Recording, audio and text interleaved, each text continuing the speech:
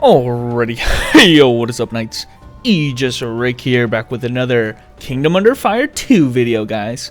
Now, this is the second one on the channel, guys, at least with the new version of the game, and as you guys can see, obviously, I make videos about games that I enjoy playing, and since I'm making another one, you guys can tell I have been enjoying playing this game, and it's kind of hard to see, but I am indeed level 30. You guys can see right there, which is the max level currently, and I've gotten to experience the game a little bit now. The game's been out for a couple weeks almost. You know, we've gotten all these attendance days. I've basically showed up every day and done a lot of this attendance stuff and daily stuff, and I'm basically at the end game as a level 30 player right now. No new quests that they're added. You know, there are some quests I still haven't done yet, but mostly what we're going to be doing, guys, and that's going to kind of be the topic of this video, is that we're going to be doing a lot of missions, because at the end game, when you basically run out of quests to do, these missions are about the only thing that you can do. You know, and there's other end game type stuff. The other thing I will mention is, and I've already done this unfortunately, but there are a lot of daily missions you can pick up at the NPC here at the City of Accolade. It basically has you doing some common stuff, you know, like crafting something, enhancing your gear, building up your troops, doing a duel of PvP, whatever the case may be. But you know, those are all things that you can do here in the town of Accolade. They take maybe 5 minutes, and I do think they're worth doing. You do get some cubic out of it, which, by the way, cubic is an important kind of item that you are going to utilize. We mentioned this before in the last video, but this game isn't pay to win, okay? You guys can see here I do have some diamonds, and diamond is their premium shop currency, but you guys can see there's nothing actually in the diamond shop. In fact, the only thing you can use it for is appearance items. So you guys can see here, that's why I've got this new costume. I'm rocking my Iron Knight costume. I think I look awesome. A little mix and matching that I've done here, but you know, you can get some cosmetic items like these avatars. You can get some mounts as well, and these cost diamonds, but they don't actually provide any kind of in-game benefit. They're just kind of for aesthetic, and that's why you see I'm rocking my new horse. I got one for buying the game, or you know, getting my copy of the game. I got a war horse. This horse looks way better though, so I wish I kind of got this. So I got this with the diamonds, and just kind of showcase what the diamonds are used for, but it is kind of worth mentioning that we do have a cubic shop in here, and this is where all the main core features of the game are going to be purchasable. You can get some vision stones, not recommended, but you can get some grindstones. This actually is recommended because it's relatively cheap, at least for this common one. There's a lot of stuff in here, you know, guild point potions, which I'm pretty sure are probably going to be very useful for guilds. Some skill books as well, because there are some passives that you can only get from skill books. There's a lot to talk about, guys, but cubics are going to be a primary resource for you. You can enhance some of your skills with cubics. You can obviously get some convenience things, such as increasing your inventory and troop limit, and you know, all kinds of stuff that you need cubic for. You can get the premium extension of your premium basic or premium platinum services, whatever this is called, the boost pack. So just mentioning, there's a lot of things I didn't get to cover in that first video. Just, you're gonna need cubics, and the only way you can get them, like I said earlier, is from the missions. You guys can see 180 here and all of that. Now you can see I've done my crack missions a couple times. Yeah, it's a long story with that one, but that's going to be a topic for another video, because crack missions are kind of end game type stuff. Same with the extreme missions, which are very, very hard 8-man raids. The crack missions are 4-man parties, but they're kind of like end game parties, so we'll be showcasing a video of that. But before we get into that, guys, and there are a couple things I want to talk about in terms of the dailies. Like I said, I've been here for a couple weeks, and a lot of the things that you're going to be doing at the end game are a bunch of dailies. Now, you want to make sure you capitalize on the dungeons that have a certain number of limitations that you can go in a day, and the main ones that I want to talk about right now are the subjugation missions, and I think these are very important. Each subjugation mission, of which I think there are 4 different ones that you can find on the map. There's one right there. There's various other ones. You got to kind of look. There's one right here. There's another one over. You know, there's 4 of them basically. So I'm going to go into this one, into the Gray Wood, because you know, it's a beginner one. I think you have access to this pretty early on, but you guys can see I can choose 3 different difficulty levels, or levels. Really, you just want to look at the main rewards, because I think the difficulty of the dungeon is more or less the same regardless of which one you choose.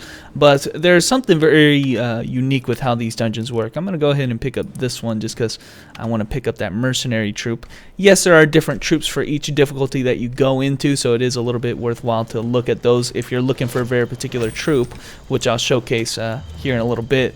There is one particular dungeon that you want to be doing at a particular level because it's a very unique unit, but we'll get to that in a bit. But just to kind of showcase what it is, this is a very unique dungeon, subjugation missions, in that you do not have access to your hero in this mission. You also don't have access to the hero skills like the healing, first aid, and supplement and all of that. You don't have access to that. So your hero is completely disabled. You need to pick troops as per the limitations. This dungeon only allows for 2 troops and certain troop limitations. You need to pick troops that basically can fight on their own and can basically do this content on its own. So these troops that I have right now are very, very good. In fact, I would dare say that they're very broken, but that's kind of the reason why I'm leveling right now, is that they're very good at dispatching people, and they're very good at these kinds of missions. In fact, they're very good at all the content in the game. So there's a lot of tips I want to give in this video. First and foremost, slaughterers are king. I can't use them right now, but scorpions are also king. Where do you get the slaughterers? Actually, when you do the epic quest line, or the main quest line while you're leveling up, you're going to get a lot of this rare troop conscription treasure chests, and the slaughterers are in troop that you can get from them. So as you guys can see, I picked up 3 different copies of them. Actually, I got 2, but I just got 3, and I've been leveling all 3 of them at the same time, and it's been going very swimmingly, because what you can do is just basically take anybody down that you want.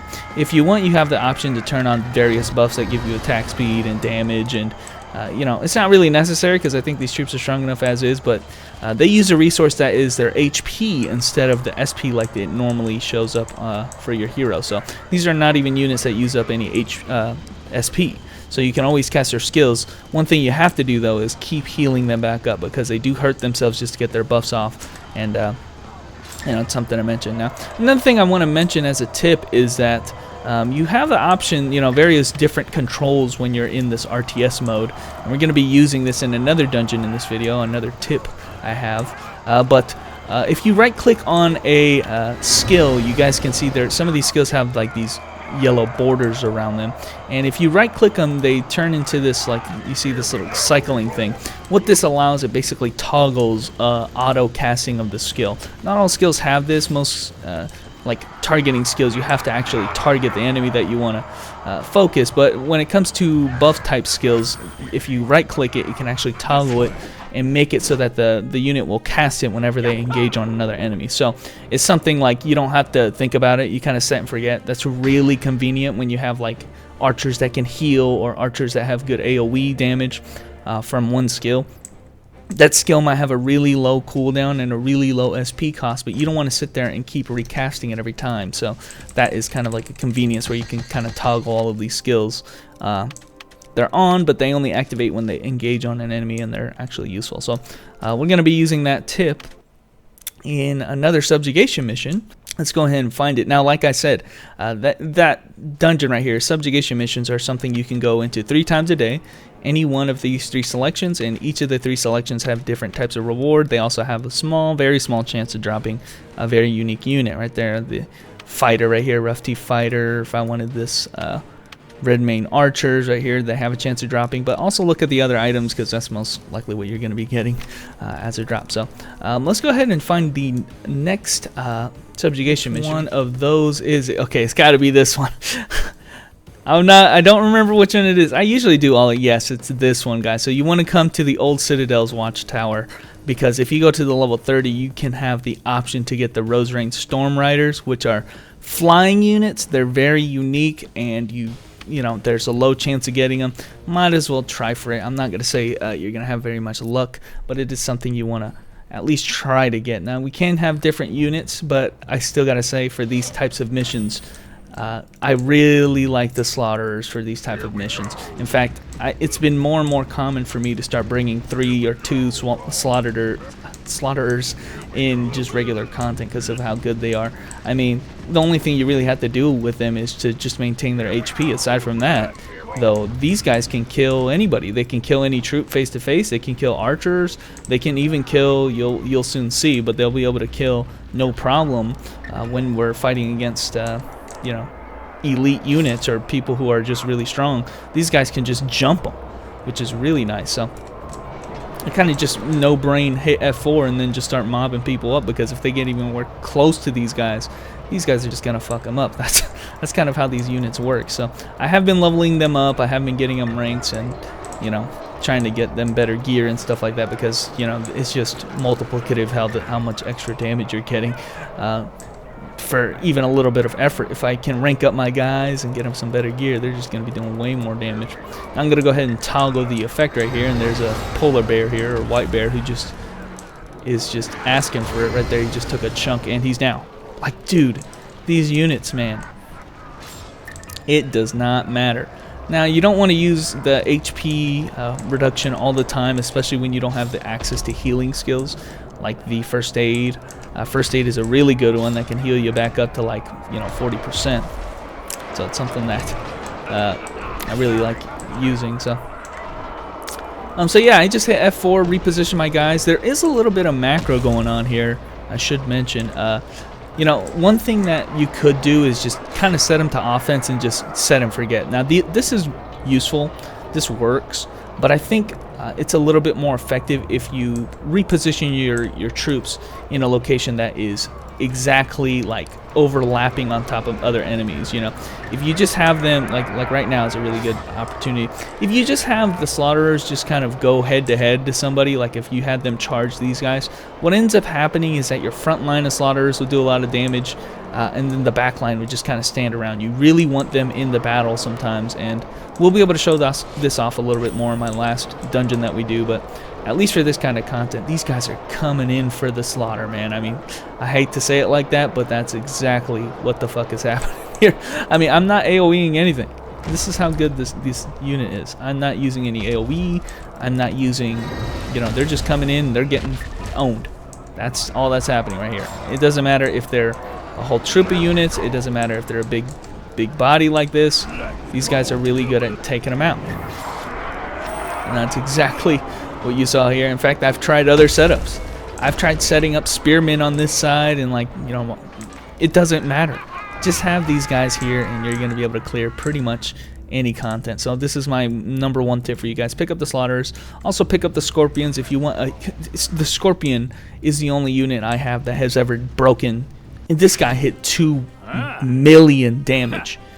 This guy hit 2 million damage. So I'm not going to be able to show that off in the content in this video, but keep that in mind, okay? The Scorpion did 2 million damage. He's the type of unit that can just wipe out entire lines of troops if you plan it out properly. So the Slaughter are great for killing troops, especially stragglers, but if you want a big AoE type body, there's no one better in the game than the Scorpion, but we'll get to that in the next video. I do want to end this video off with my last tip. Various tips in this video, guys. So do the Citadel's Watchtower. Try to get yourself this Storm Rider troop, because I think it's really nice to have a flying troop. Not a lot of answers to that type of troop, and it's very special. It's a very unique troop that doesn't really exist in the game unless you get lucky with kind of the re-rolling. But the last thing I want to talk about, guys, is a farming dungeon. Now, this is unrelated to any of the missions and stuff like that. Again, like I said, we'll be getting to missions maybe in another video, but one mission that you're going to get pretty commonly is to clear missions hard. And there are a lot of missions in this game that are applicable. You can go to basically any other missions you've been to.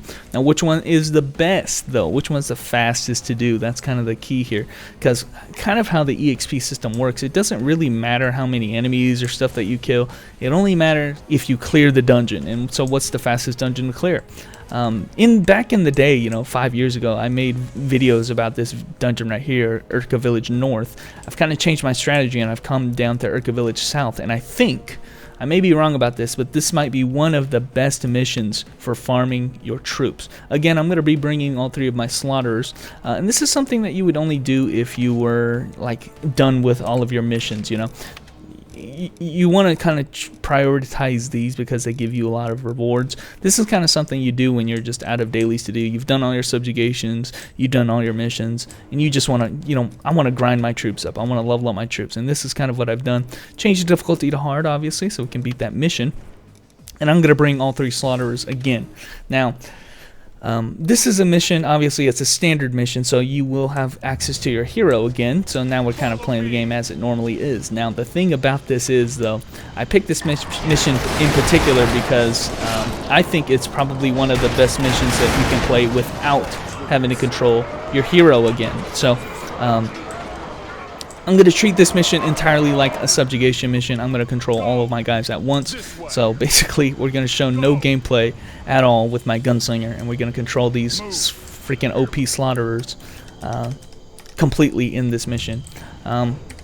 Make sure that you hit the F4 key. That selects all of your troops at once, and now you can see I actually have selection of 3 different slaughterer troops, and you're going to see how effective these guys are. And I already have done this several times already, so I kind of have an idea. Ignore everybody, okay? You got Swallow down here. He's probably going to pull some aggro, but screw it.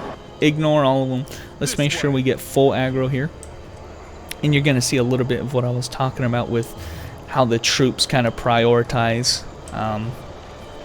It's kind of the microing that you can do with your troops to make sure you get the most damage. Because you got to remember, this is an RTS game, but their collision and their hit detection are all very literal, and they have to be because this is an action game. So, you know, the enemy or your troops have to actually hit the enemy for the hit to come off. So just kind of keep that in mind, that it's best when they're all kind of grouped up like this. This is the ideal situation. You want your troops, you want them inside the battle, and they're able to wipe out tons of guys really easily. When you have like the Basilisk sitting out here and you only have a couple of your guys swarming him, it's not going to do as much damage as if you had him directly in the center of, you know, all of your other troops, so that you can obviously mob up a lot better. So keep that in mind. You know, these guys right here on the fringe are taking less damage, so I'm going to go ahead and reposition them, macro them, and then set them to attack again, and now they're more meshed together, and then you can do a lot more damage. So keep that in mind.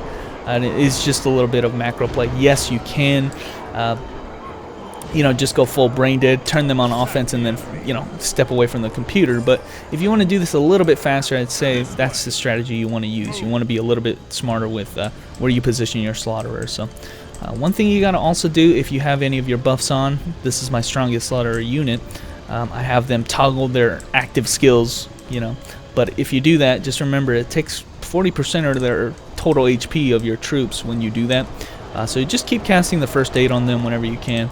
You can see my gunslinger is taking aggro, main aggro.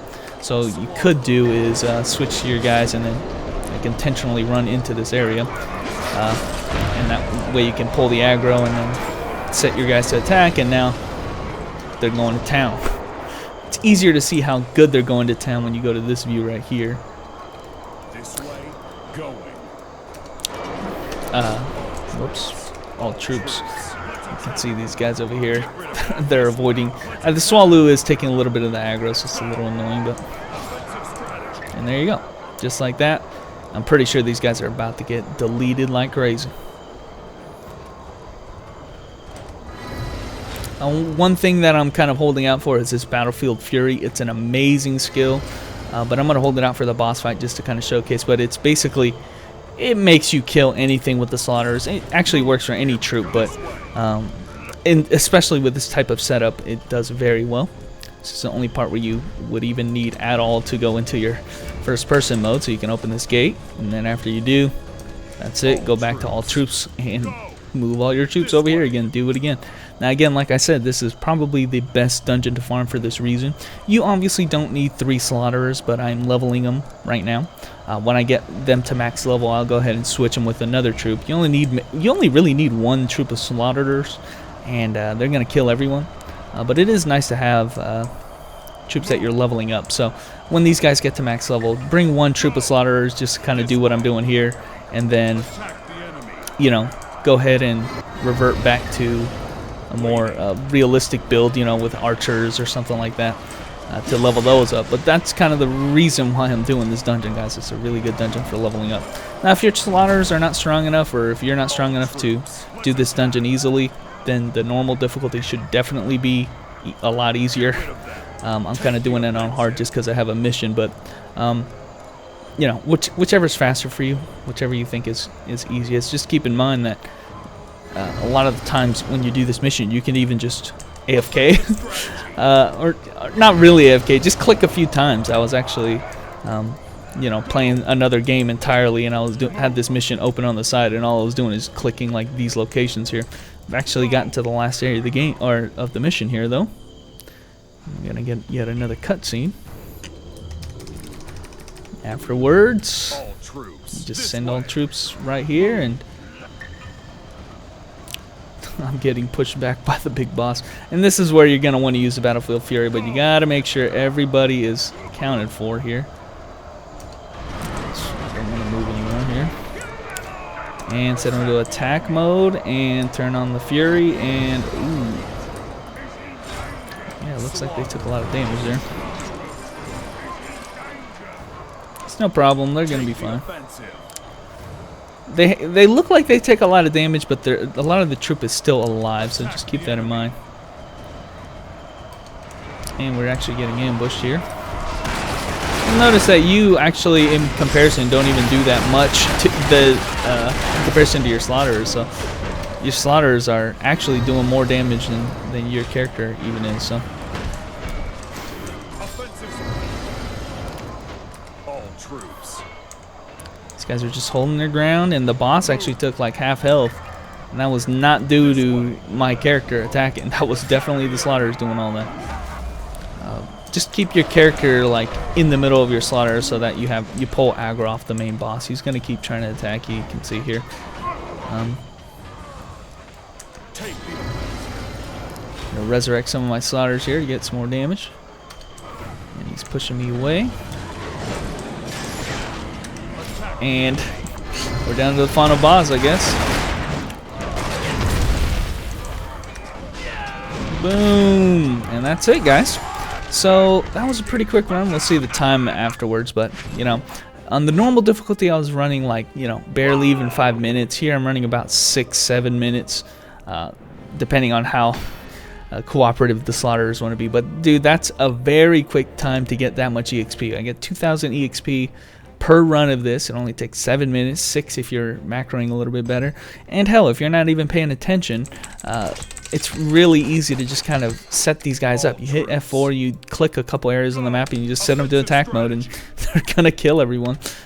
Even if you just have one slaughter, I think is gonna be good enough. It's great power leveling area. I think that's gonna be where I'm gonna be leveling my guys to max level. But you guys might have some other strategies. I saw some people leveling like in the crack dungeons, or you know, just bringing them for this high level content. But guys, in the next video we're going to be talking a little bit about the higher level missions. Not really talking about it, just going to show you them because I've gotten the same mission a couple times now, and they're really fun dungeons. I think they're kind of worth showing. So anyway, guys, thanks for watching. Hopefully these couple of tips have helped you, and I will catch you knights later.